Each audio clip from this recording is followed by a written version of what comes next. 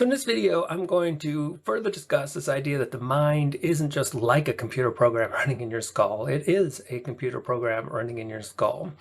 And it just so happened I finished Better Call Saul, and so much of what Saul Goodman was dealing with leading up to his confession at the end, so much of that just were great examples of what happens when we fall for this program. So I'm going to try to put this all together. I'm going to talk about sin and confession, and hopefully we'll see both Saul and we'll see Jimmy and Walter as just real prototypical examples of what can happen to us while we're walking this dangerous path of trying to find out who we are and at the same time recognizing we are not this computer program.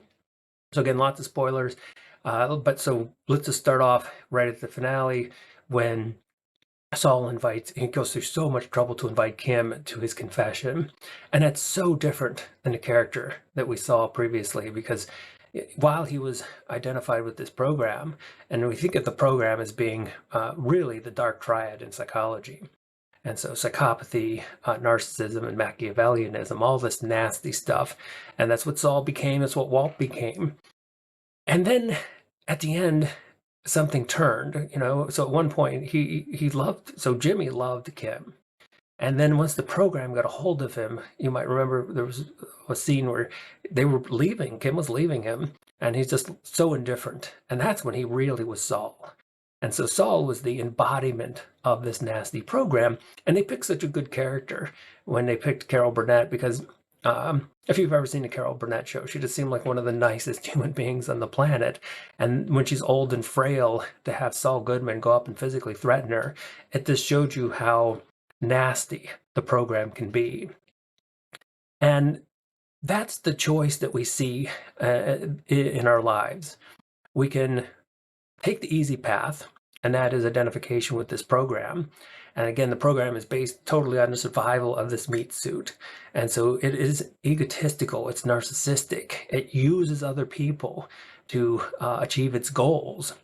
And we saw that both with Jimmy, we also saw it with Walt, who both started off as decent characters, especially with Walt being a family guy and putting his family first. And that slowly became a rationalization. Once the program took over, then everything around them became just objects that could be used. And so we can look at this almost as a free will issue. So much of free will in neuroscience. I mean, the way they look at it, like, oh, what cereal are you going to pick out, or what am I going to have for lunch, or like, am I going to move my hand, or am I going to say something in the next few seconds? Like that's free will.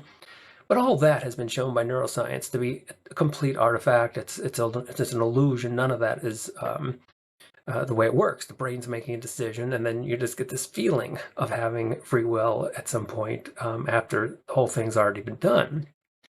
What if free will is a little bit more generic, not generic, but general, in the sense that what free will is our choice to take the path of who we really are versus choosing to be this program. And the program is an easy option because, there's no real choices. That's the whole point of a program. It's inflexible.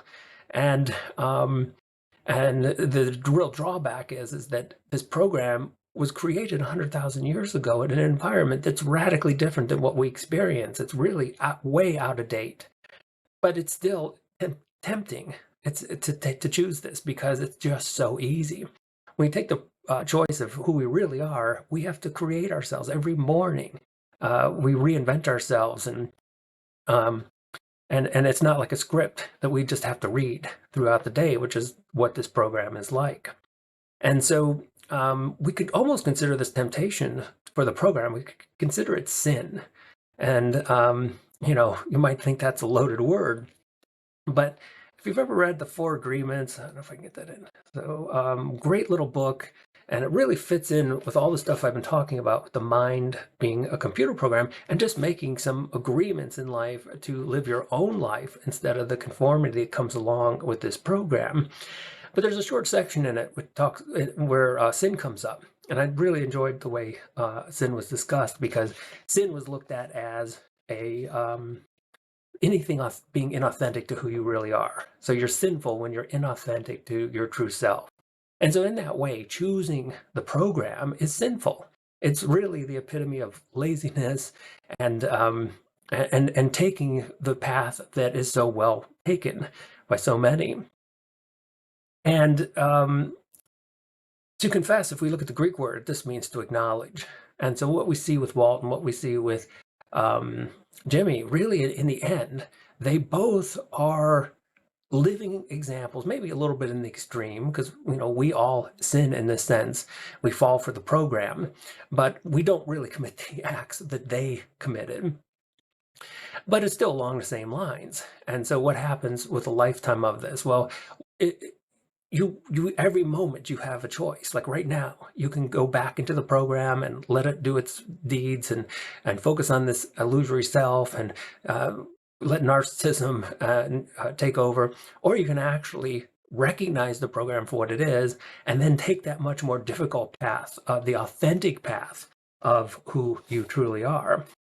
And you can see that human beings have been struggling with this for a really, really long time. So I'm going to go back to Romans. There's a wonderful discussion in there about struggling with sin and recognizing that the part of me that sins isn't really who I am. And so there's lots of different versions of this, but then you might even remember it. I think it's 17:12 through 14, probably wrong, but that's close. Now, if I do what I do not want to do, it is no longer I who do it, but it is the sin living in me that does it.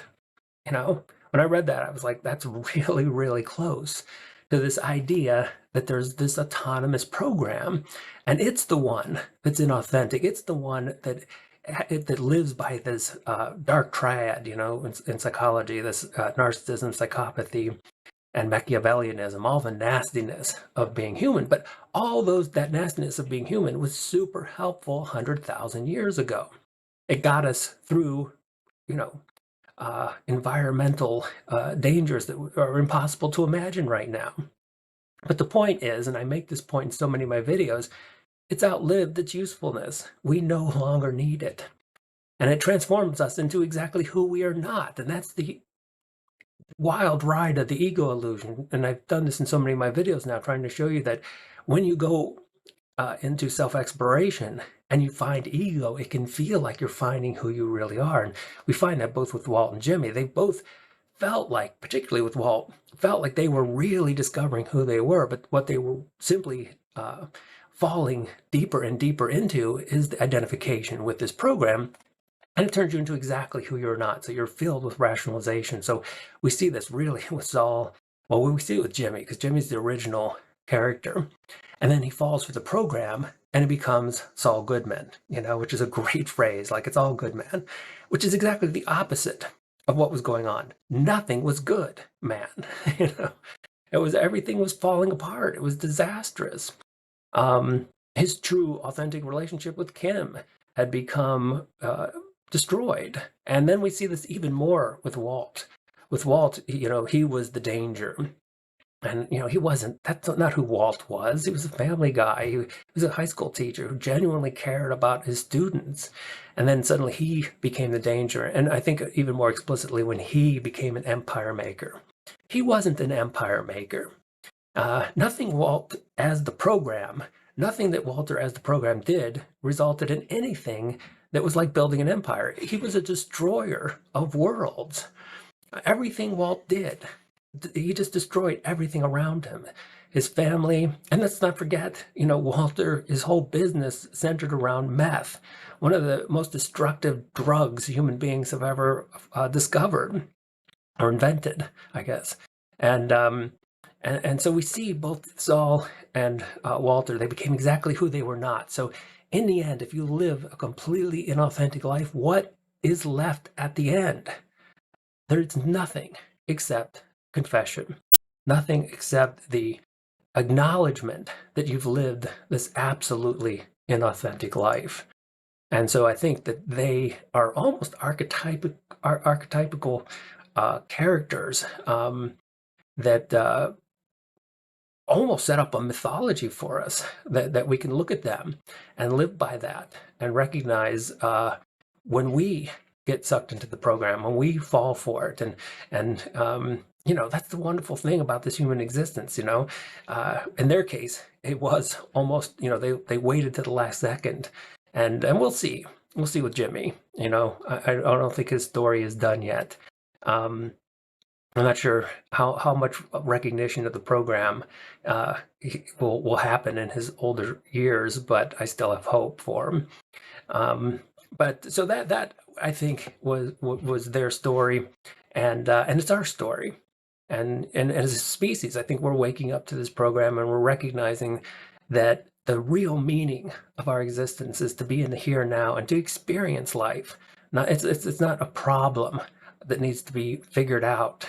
It's more you know basic, sensory, simple stuff in life that we can find our meaning. But the program is always there telling us it's more money, it's more power, it's somehow changing the world into an object that I can control to achieve my goals. And it's just not who we are.